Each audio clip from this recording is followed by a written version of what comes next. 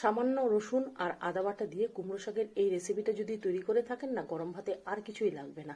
শাকের পরিমাণটা একটু বেশি ছিল। শাক আলাদাভাবে কেটে ধুয়ে পরিষ্কার করে নিয়েছি। ওদিকে ডাঁটা আর সামান্য কিন্তু একটু আলু দিয়েছি, আলুর পরিমাণটা অল্প দিয়েছি। খুব ভালোভাবে ধুয়ে নিয়েছি। এবার কড়াই বসিয়ে তার মধ্যে সর্ষের তেল দিয়ে দিয়েছি কালো জিরে আর শুকনো লঙ্কা। খুব ভালো গন্ধ বেরিয়ে আসলে তার মধ্যে আদা বাটা আর রসুন বাটা দিয়েছি। একটু ভাজা হয়ে গেলে তার মধ্যে কুমড়ো শাকের ডাঁটাগুলো আর সাথে সামান্য একটু আলু দিয়েছি। নুন ঝাল মিষ্টি দিয়ে খুব ভালোভাবে নাড়াচাড়া দিয়ে ঢাকা দিয়ে রেখেছি। একটু জল বেরিয়ে গেছে, এতে কিন্তু ডাঁটা আর আলু একটু সেদ্ধ হয়ে গেছে। এদিকে কুমড়ো পাতাগুলোকে দিয়ে দিয়েছি, আবারও খুব ভালোভাবে নাড়াচাড়া করে নিয়েছি। এইভাবে ঢাকা চাপা দিয়ে নাড়াচাড়া করে নিলে শাক পাতাগুলো একটু নরম হয়ে যাবে, আলুও কিন্তু সেদ্ধ হয়ে যাবে। আলুগুলোকে খুন্তি দিয়ে একটুখানি থেতো মতন করে দিয়েছি, একটু সুন্দর মাখো মাখো মতন হয়ে গেছে। নুন ঝালের পরিমাণটা দেখে নিয়েছি। নামানোর সময় দুটো শুকনো লঙ্কা কিন্তু ভেজে রেখেছিলাম আগে, সেই শুকনো লঙ্কাটা চেপে শাকের মধ্যে মিলিয়ে দিয়েছি।